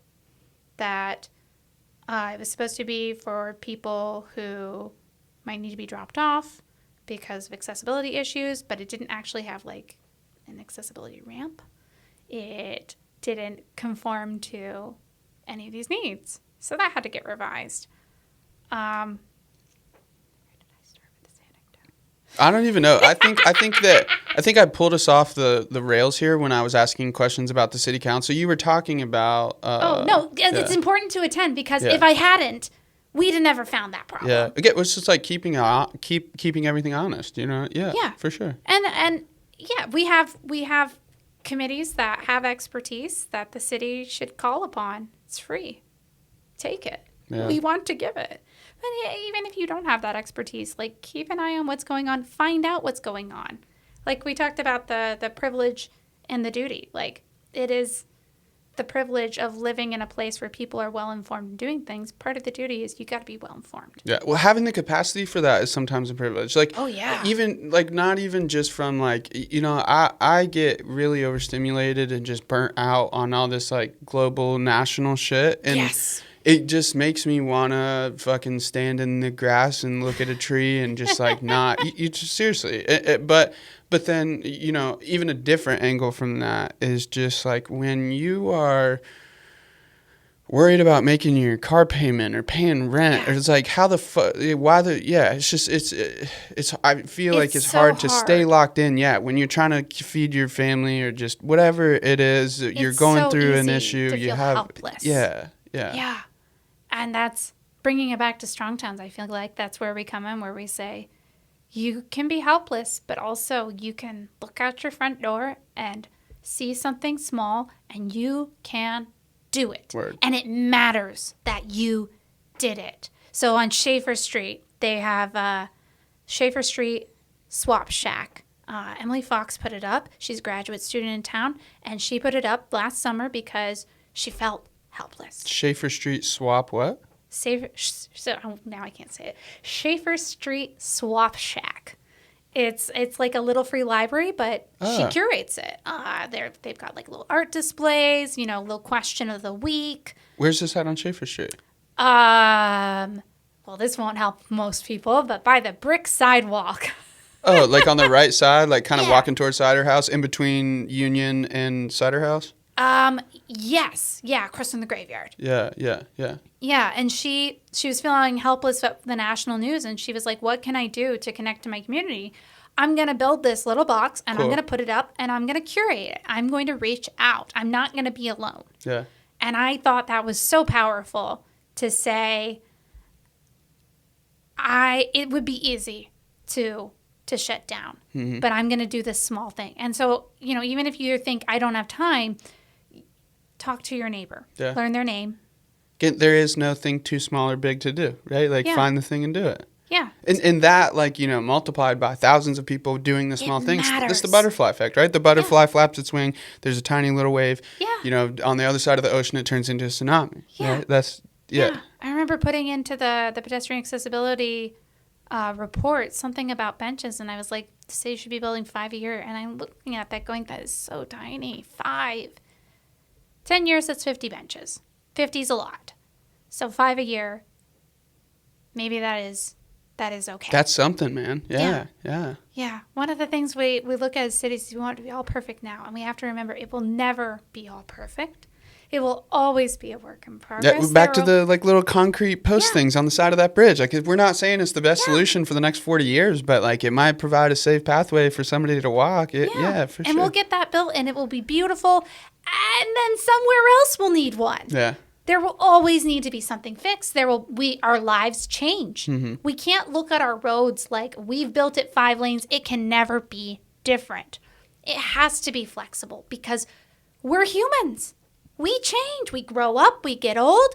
We invent weird technologies. We have fads. We have pandemics. Like scooters. Oh my gosh! In the last couple years, I don't know, like 23 on. Like I've just seen so many. I've never seen somebody on an electric scooter in the road And that you again, like now Yeah. I just kind of, like, there's even literally a company called like Snag. Yes! Like they're fucking like Their whole thing is you are on a scooter It's with a little crazy. backpack. Yeah, yeah. So that's just another good example, just like means of transportation. Yeah. You know? Yeah. E-bikes. Yeah.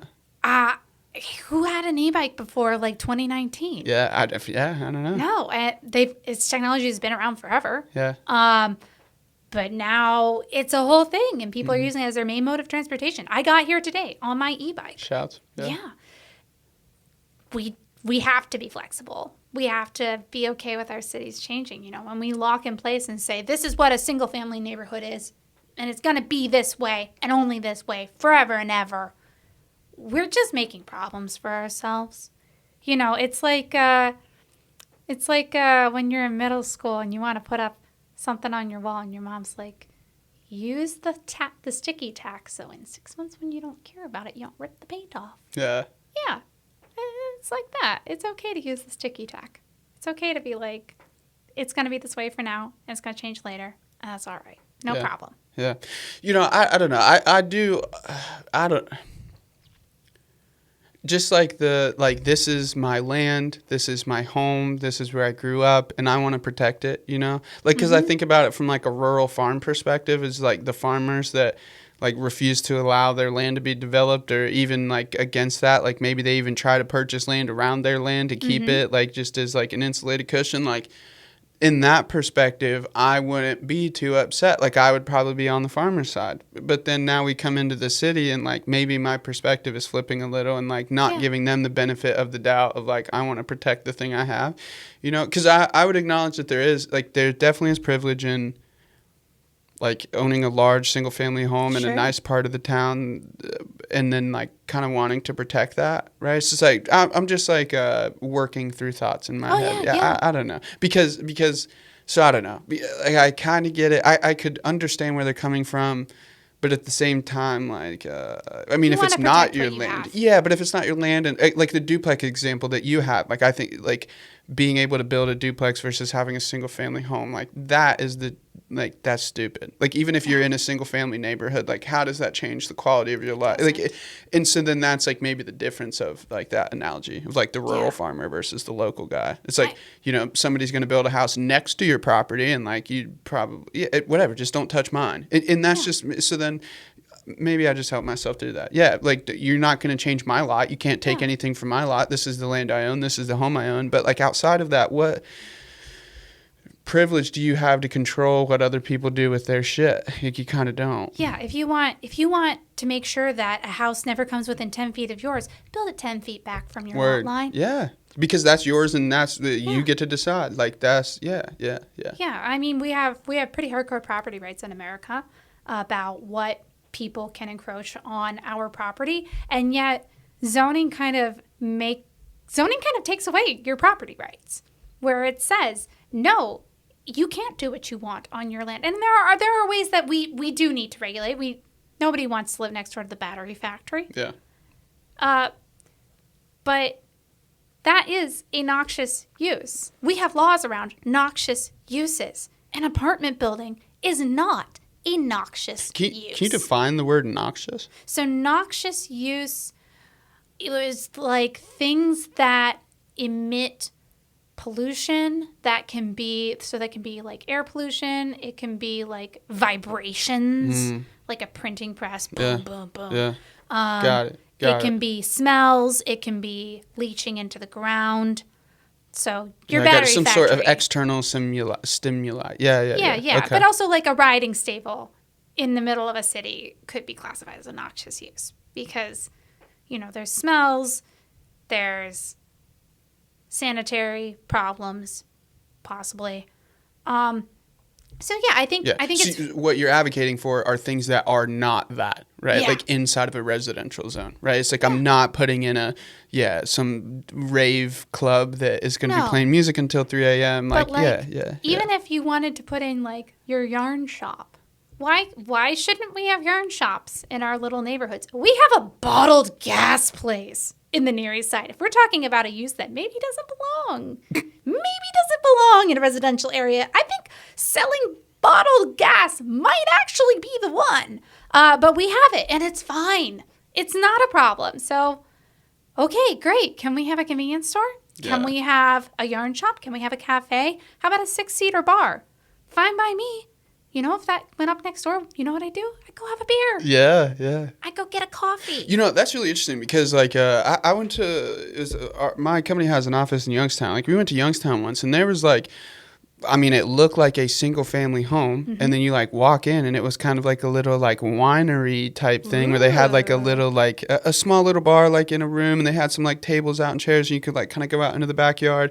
It was like a weird like on the street that it was on, there was like, you know, empty lots. Like it looked like it was kind of an abandoned part of town almost, but it was like somebody took the bones of like a residential home and then made it something like if you did live on the street, you could just walk down there and grab like a bite to eat. That would be really sick. I mean, think of the interior of Donkey. I mean, talk about cozy and wandering. Yeah. It feels like I don't know what Donkey used to be, but it feels like that sort of cozy, previously residential, you know, small dimensions. People love that stuff.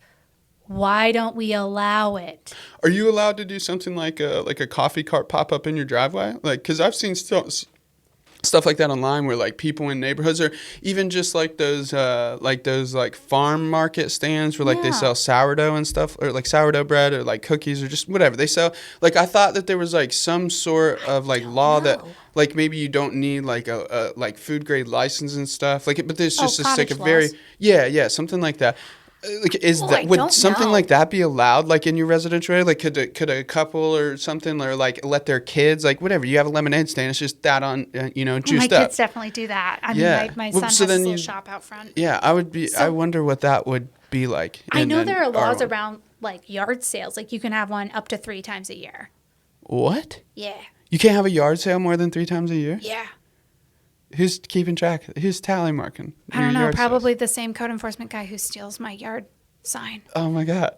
Yeah, like my yard sale sign just disappeared. Yeah, cool. So that's really weird, man. Like those types of laws, like that makes me uncomfortable. You know, that's just like power for sake of power. Yeah. Who the fuck are you to tell me I can't have all sorts of I can't have a laws. swap meet, you know, or fucking whatever. You know, like that's just. I mean, if you have a private event inside your house, that's one thing. I think, you know, like if you're having a clothing swap with your friends. Gotcha. But yeah, once it becomes a public thing, 3 times a year, you can have your yard sale. And yeah, cottage laws do say like if you can do your bake sale.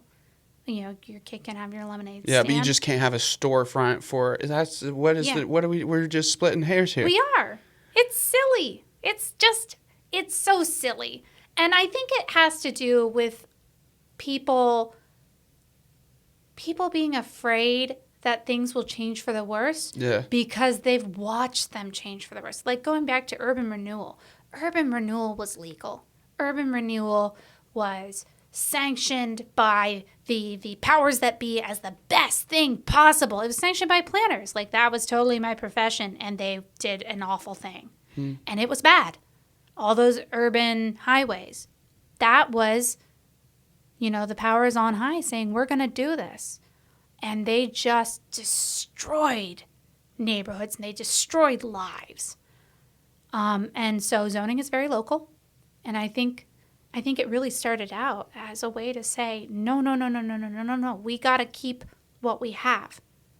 But at the same time, you can't freeze a living town in amber. For sure. I agree that there is some value to be provided on the oversight and regulation, right? Yeah. But it's just like the over-regulation and like boot on the neck keeping shit like that. So again, because right, like I don't want to just clash it. Like I do think it's a good idea that there are neighborhoods that are protected from the battery factory. Like there are good things out of it, but just like maybe checking are the things we decided in 1920 still like relevant today. And then even too, just I would love to know like what the statistics are on if it's grandfathered in or whatever. I don't know. I feel like there's got to be a lot of like black gray area opportunities in Athens just with the way student housing is. Could you get around the like 3 different families living in a domicile if you just sign one lease with their names on it, or just something like I'm sure that there's just all these like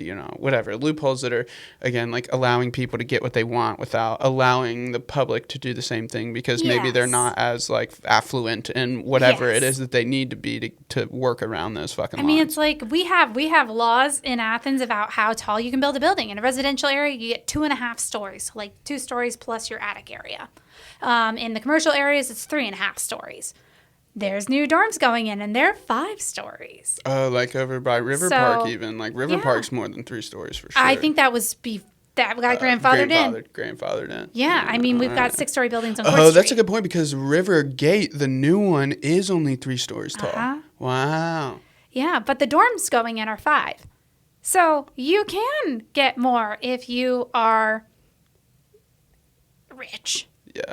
Or just have power. Like the university has more power in this town than anybody. Oh, yeah, absolutely. For sure. Yeah, so it becomes, one law for me, one law for thee.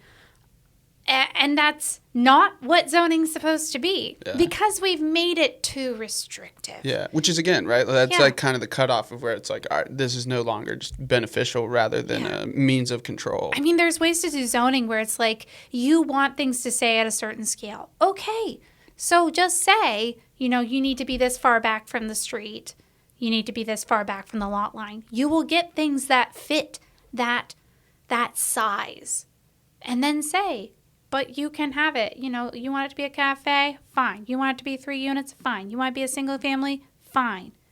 Sure, you can put some limits and say no rave club, no printing press. And you can limit other things like if you're like, there will be a lot of trucks in the neighborhood,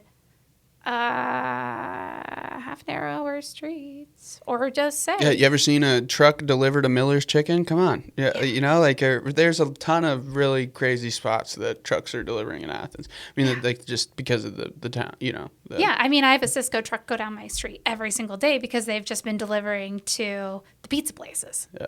Yeah, so there's trucks everywhere, and it's once a day. You will be fine. You'll survive. Yeah. Yeah. What a wonderful conversation this has been. I really enjoyed it. I talked to my fiance about like our conversation at Donkey Forever, I've been looking forward to this conversation, and certainly I'd love to have you back on. When things are transpiring, when things happen. Hey, here's the thing we're trying to gain some momentum on, or even just having some other people from the organization like Shelby. So it's like, how can this community support what you're doing? They can show up to the monthly meeting every Sunday at Big Run Kava Bar. It's at 5. It's not every Sunday. It's the first Sunday of the month. First Sunday of the month. So, the city council's every Monday. City council's every Monday. We are the first Sunday of the month, 5 o'clock, Big Run Kava Bar. Except our June meeting, we are doing kind of like a social. It's kind of an intro. Cool. Meet your neighbors, especially if you're doing volunteer work, you're doing committee work, you're doing something where, you need broader support. Please come meet other people who are doing it and meet people who can help you with that journey, and you can help them. Mm-hmm. We're going to do our usual meeting at 5 o'clock at Armory Park. And then we're going to have a little potluck, and then we have a band playing. Cool. Chris, Michael, and the Andrews are going to be playing at Armory Park, and that's in the Dora. So you Shout out. Yeah, you can grab a Dora drink. I think it's really funny that Dora starts the second students leave. They're like, students can't have this. No. It would be, the city would be burned to the ground. New Orleans, with college students, I just can't imagine that. Part of me is like, that's very discriminatory against this, and maybe it will be fine, but part of me gets it. Yeah, no. This is not a fight I'm willing to fight. Yeah. Well, so the June meeting, you're going to have, a little social, have a little band there. That's really cool. Yeah. So hopefully we can get some new people to come out. If you don't know much about Strong Towns, you should totally come and find out. And we're gonna have some fun stuff coming up. Yeah. Virtually, you've got the Instagram, the Facebook.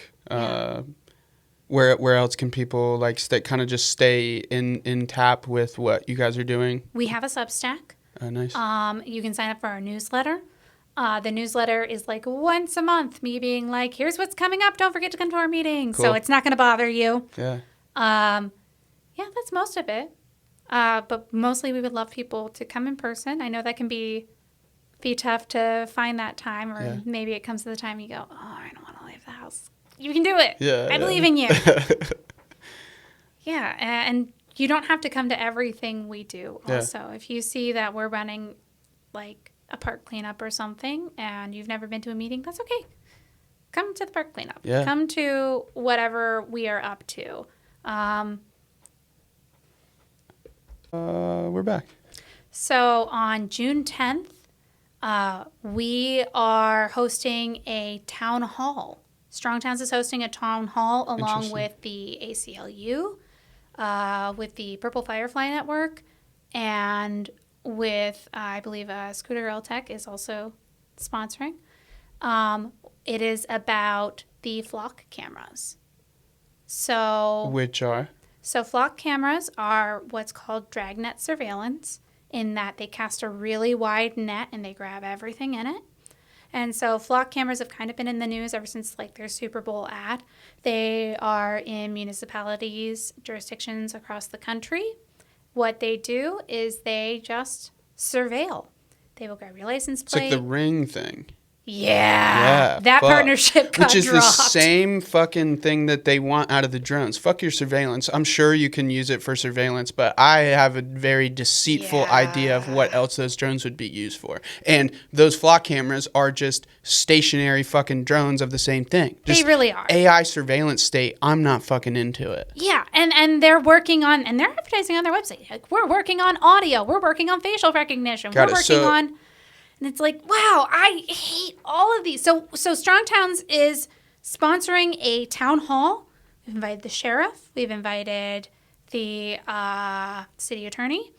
We're going to have an educational portion. So it's going to be on June 10th at the community center, 6:30. We're going to have a little educational presentation. We're going to have a panel discussion, which I'm moderating. And then we're going to have open Q&A about these cameras because they are in Athens. They are in Athens County. So there are several entities that have them. Athens City has some in the city. Athens County has them. Lowe's has 2 in its parking lot. And this is that like blue flashing light, like fucking little like generator looking thing with the pole on it. Yes. That's what that is? They're really easy to recognize once you see them. They're a way. pole, they have a camera, and they have a little solar panel on top. Okay. Yeah. And, of course, Iowa State Highway Patrol through ODOT has some on the highways. Yeah. And so the contract's up for renewal in July, but it's an auto opt-in. So if the county does not explicitly decline, it renews. And so that date is June 18th. And so we are wanting to have a conversation with them about why they put them in. You know, what problem was this supposed to solve? Right now, these cameras have not really been catching a lot of crime. So what were they supposed to be doing? Yeah. So who has the power to decline it? Like, does it have to be a voted on thing? Does one person hold the pen that can just decide this? Yeah. It's the mayor? Is it? So in Athens, we're talking to the county for this event. Athens doesn't renew until next winter. In this case, in the county, we are talking to the sheriff specifically because it's his signature on the documents. Gotcha. So that's the answer. Like the sheriff is the one that can just sign the paperwork. Yeah. Got it. Which you can't. We the people. I don't want to say we can't influence that, but it's like he could just make any decision he wants. Well, he is an elected official. Yeah, exactly. And so the Strong Town stance on this is the same as it is for speed cameras, in that speed cameras do not stop people speeding. All they do is punish after the fact. If you want safer streets, speed cameras can do a lot of things, but they don't make the streets safer. Word. And these flock cameras are the same. They do not make things safer. They just surveil. And we don't know what happens to the information afterwards. Flock gets to keep it. So even if we opt out now, they're going to get to keep the information they have. And so this is something that should be under local control. Yeah. This should not be in a data center who knows where. This should not be training things that we don't want to be a part of. Like we have cameras in Athens that are preventative. Like there's one on top of the parking garage, and it's prevented several suicides because it's just a closed loop that goes to the front desk of the police station, and they can watch it. And they have seen people about to take their life, and they have prevented it. That's really powerful. And so, and I'm glad that you brought that up because again, I always like to acknowledge both sides of the fence or argument, and like Yeah. that is an example of where. Again, but a closed loop thing to my local police station is a Yeah. lot different than like what you're pointing out of Yeah. just like some massive data center like eating Yeah. all of our information. Yeah, it's not that cameras are evil. Exactly. It's that this particular use of dragnet cameras, which can be done by Flock, it can be done by a few other companies. So we don't want to say just Flock Yeah. and have Yeah. the sheriff pivot to a different company. That's Not not the ideal. point. Yeah. We're saying, what problem is this solving locally? And we're having some financial problems in strong towns. This is something I haven't really talked about, but we are all about the financial side of things. Yeah. Like, you must do the math, and a lot of times we don't. Partly because the math is hard and nuanced, and getting a hold of the data is difficult. But in this case, it's a $40,000 contract. We don't have $40,000 to spend on something that doesn't do anything. Yeah. So, maybe spend that on like another deputy part-time or something. Word. Or put it into fixing the roads. Yeah. So June 10th, community center, 6:30 p.m. Yes. Be there. We would love the community to come out and understand this issue better and make up their own minds, join in this discussion about these cameras. Yeah. We hope everybody will join us or tell your friend about it. You don't have to be a tech person. Yeah. I am not a tech person. Because we will have the tech people there to explain it. Yeah, where for sure. I think the only correct way to close this out: take a walk in your community, look for Yes. something that needs done, Fix figure it. out what to do about it right now, and then do that again. What a beautiful ideology to stand behind. Thank you very much for having me today. Yeah, I enjoyed this conversation so much. I look forward to just continuing to see what you guys do in the community. I think the conversations you're starting and the perspective you're bringing is really important. And thank you. Just thank you so much. I appreciate it. Awesome. Hope to be back. Yeah, Stephanie, thanks.